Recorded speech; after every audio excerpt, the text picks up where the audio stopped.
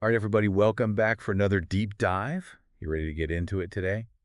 It's all about AI adoption and how companies are actually using it. Got a Ta-da. ton of research case studies, even this cool framework called Leni. And you know what they all seem to agree on? One surprising thing. Mhm. What's Yeah. that? Getting AI to work.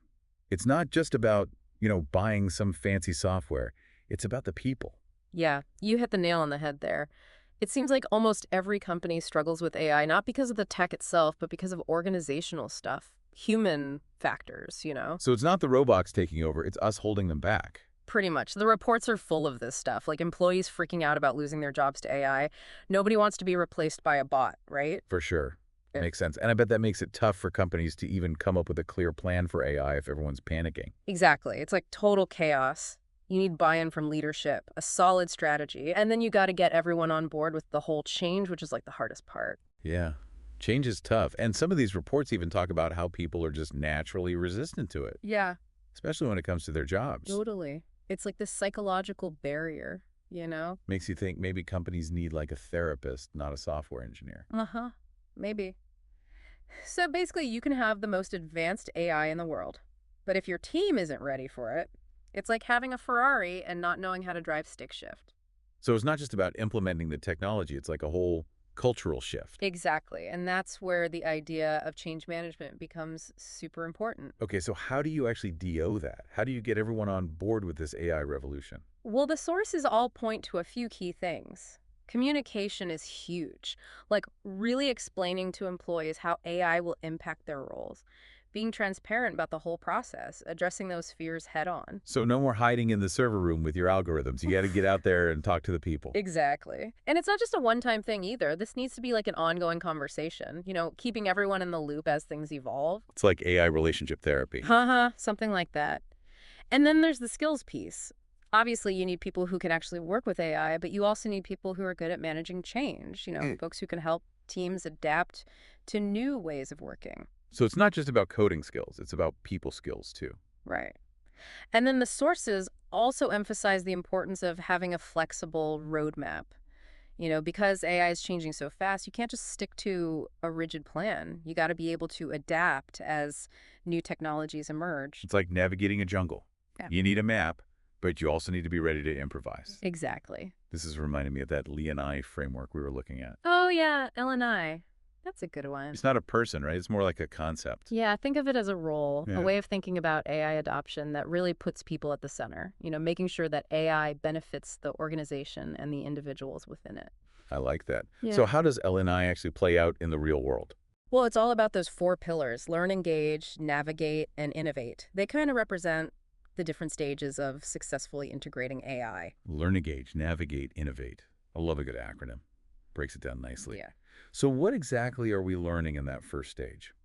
Learn is all about understanding the specific challenges and opportunities that come with AI transformation, getting everyone on the same page, addressing those fears we were talking about earlier about job displacement, all that. So it's about education, transparency, open communication. Exactly. And it starts with leadership.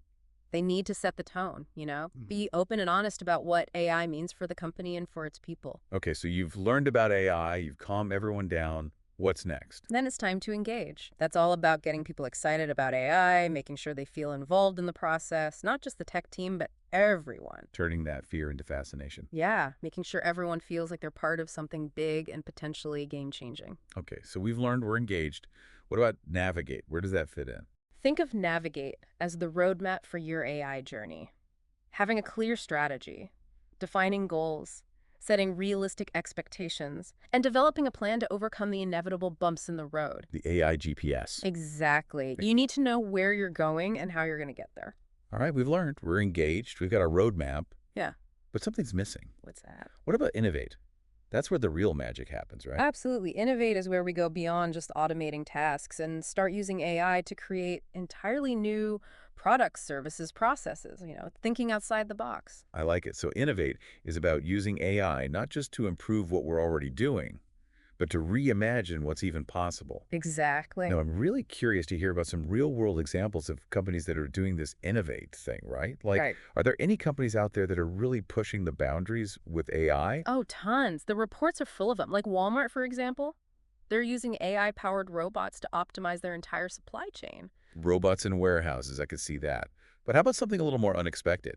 How about Brother International? They're using AI to streamline their recruiting process. Wait, hold on. How can AI help with hiring? Isn't that a pretty human thing? It's a good question, and it shows how AI is evolving to handle more and more complex tasks. In Brother International's case, they've got this AI system that analyzes resumes and identifies top talent. So it's like an AI headhunter. Pretty much. It can analyze patterns in the data, look for specific skills and experiences that correlate with success in certain roles. It can even spot promising candidates who might not have the traditional qualifications but have the right potential, those hidden gems. So AI is like a talent scout now. That's pretty cool. What other examples do we have? Siemens is another good one. They're using AI for predictive maintenance in their manufacturing plants. Predictive maintenance. What's that? It's like having a crystal ball that can tell you when a machine is about to break down. The AI system analyzes data from sensors and predicts potential equipment failures before they happen. Whoa, that's some next level stuff. No more unexpected downtime, smoother operations, huge cost savings. I can see why everyone's so excited about this AllyAllez approach. These are just a few examples, but they show how companies are using AI to innovate across a wide range of industries. It's not just about having the coolest AI toys. It's about how you use them, how you weave them into your company culture, how you empower your people to make the most of them. Precisely. And that's what LEI is all about. So it's not just a set of guidelines. It's like a philosophy for approaching AI in a human-centered way. You got it. And you know what? It's not just for big corporations either. Really? Yeah, the principles of LE&I can apply to companies of all sizes, even individuals. So anyone can be a LE&I master. Haha, pretty much. The sources even suggest that smaller companies might have an advantage when it comes to AI adoption. They tend to be more agile, less bureaucratic, and better able to adapt to change quickly. That makes sense. Less red tape, more room to experiment. Exactly, and that's key in the world of AI. You got to be able to move fast and try new things. And speaking of trying new things, the sources also emphasize starting small. Don't try to do everything at once. Baby steps. Exactly. Start with a pilot project. Focus on a specific problem you want to solve, and then scale up from there. That's good advice for anything, really. Start small. Iterate. Don't be afraid to fail fast and learn from your mistakes. Absolutely. And that's especially true with AI. It's a rapidly evolving field. So you got to be flexible, adaptable, and willing to experiment. So it sounds like adopting AI isn't just about implementing the technology. It's about embracing a new way of thinking, a new way of working, a new way of innovating. And that's why the human element is so crucial. The technology is only as good as the people who design, implement, and use it. It's about fostering a culture of learning, encouraging collaboration, empowering everyone to be part of the AI journey. Couldn't have said it better myself. Okay, so we've talked a lot about companies using AI to, improve efficiency, optimize processes, all that good stuff. But what about the bigger picture? What about AI's potential to solve some of the world's biggest problems? Now that's where things get really exciting. The sources highlight AI's potential for social good in areas like healthcare, education, environmental sustainability. It's pretty mind-blowing. But give me some examples. Well, for one, AI is being used to develop personalized cancer treatments. So imagine getting treatment that's tailored specifically to your unique genetic makeup. Pretty amazing, right? Wow, that's incredible. What about education? AI is also being used to create adaptive learning platforms for students. So imagine a learning experience that adjusts to each student's individual needs and learning style. That could revolutionize education. Yeah, no more one-size-fits-all classrooms. So AI can help us cure diseases, educate our kids. What else can it do? How about predicting and preventing wildfires? That's another area where AI is making a big impact. Seriously, AI can fight fires. Not literally, but it can analyze data from weather patterns, satellite imagery, and other sources to predict where wildfires are most likely to occur and help firefighters get ahead of them. That could save lives and protect our forests. It sounds like AI has the potential to not just change the way we work, but also to make a real difference in the world. It absolutely does. But with great power comes great responsibility. Right, of course. We've got to make sure we're using AI for good, not for harm. Exactly. The sources talk a lot about the ethical considerations of AI, things like algorithmic bias, job displacement. We need to be mindful of those risks and make sure we're mitigating them. So it's not about blindly embracing AI or rejecting it outright. It's about being thoughtful about how we use it. Exactly. Finding that sweet spot where AI can augment human capabilities, not replace them entirely. AI is a partner, not a replacement. Exactly. And that's why the human element is so crucial. We need to be actively involved in shaping the future of AI, making sure it aligns with our values and serves the greater good. So it's not just about what AI can do, it's about what we choose to do with it. Well said. I like that. It's about making sure that AI is a tool that empowers us, not a force that controls us. And I think that's a perfect note to end on for this part of our deep dive. It really is all about how we shape the future with this tech. Right. And that's why I think it's so fascinating to look at these companies who are actually out there using AI in all these innovative ways. Yeah, it's not just theory anymore. It's real world stuff. Exactly. Yeah. So what else did we find in the research? Any Yeah. more of those cool examples? Oh, yeah, tons. Like, remember we were talking about Siemens and their predictive maintenance thing? Yeah, the crystal ball for machines. Exactly. Yeah. Well, it turns out they're not the only ones doing that. Like, a bunch of other companies are using AI to keep their equipment running smoothly. Makes sense. Yeah. It's like AI is the ultimate mechanic. Pretty much. It Yeah. can spot problems before they even happen. And that saves companies a ton of money and headaches. So AI isn't just about making things faster, it's about making them smarter, too. Right, and more reliable and safer. Okay, so we've got AI mechanics, we've got AI talent scouts. What else? How about AI doctors? Wait, AI is practicing medicine now? Not exactly, Yeah. but it's getting close. Like, there are companies using AI to help doctors diagnose diseases earlier and more accurately. So AI is like a medical consultant. Yeah, it can analyze medical images like X-rays and MRIs and help doctors spot things that they might miss. That's incredible. It's like having a second set of eyes, but Yeah. these eyes are powered by algorithms. Exactly. And the potential here is huge. Like, imagine a world where AI can help us detect cancer earlier or diagnose rare diseases that are difficult for humans to spot. That would be game-changing. Yeah. And it sounds like a lot of this stuff is already happening. It is, and it's just the beginning.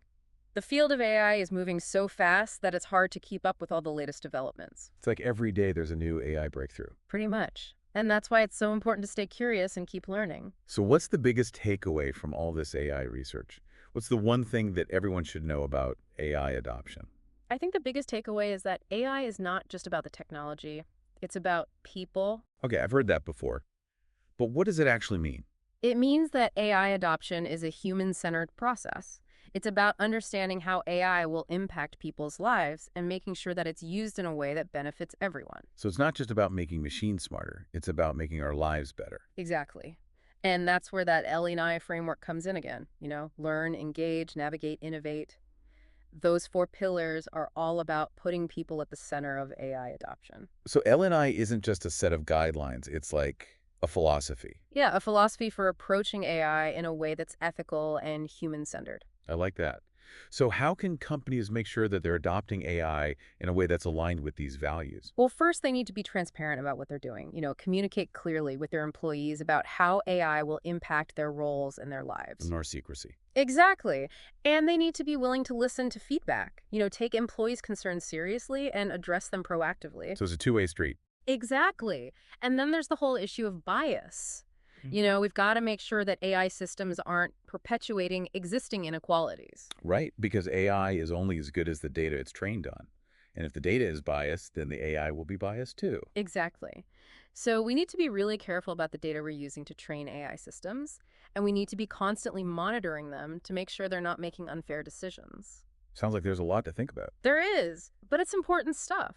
And it's not just the responsibility of companies either. We all have a role to play in shaping the future of AI. So what can individuals do? Well, first, we can educate ourselves about AI. Learn how it works, what its potential benefits and risks are. So no more burying our heads in the sand. Exactly. We need to be informed citizens if we want to have a say in how AI is used. And what else? We can support organizations that are working to develop and use AI responsibly. Like the ones we've been talking about today. Exactly. And we can also speak up about our concerns. If we see AI being used in a way that's harmful or unethical, we need to call it out. So we can all be AI watchdogs in a way. Pretty much. We all have a responsibility to make sure that AI is used for good. I like that. So AI isn't just a technology, it's a societal issue. It is. And it's one that we need to be talking about more. Absolutely. Because the future of AI is the future of humanity. Well said. I think that's a great place to wrap up this part of our discussion. Yeah, I'm feeling pretty inspired right now. Like AI has so much potential to make the world a better place.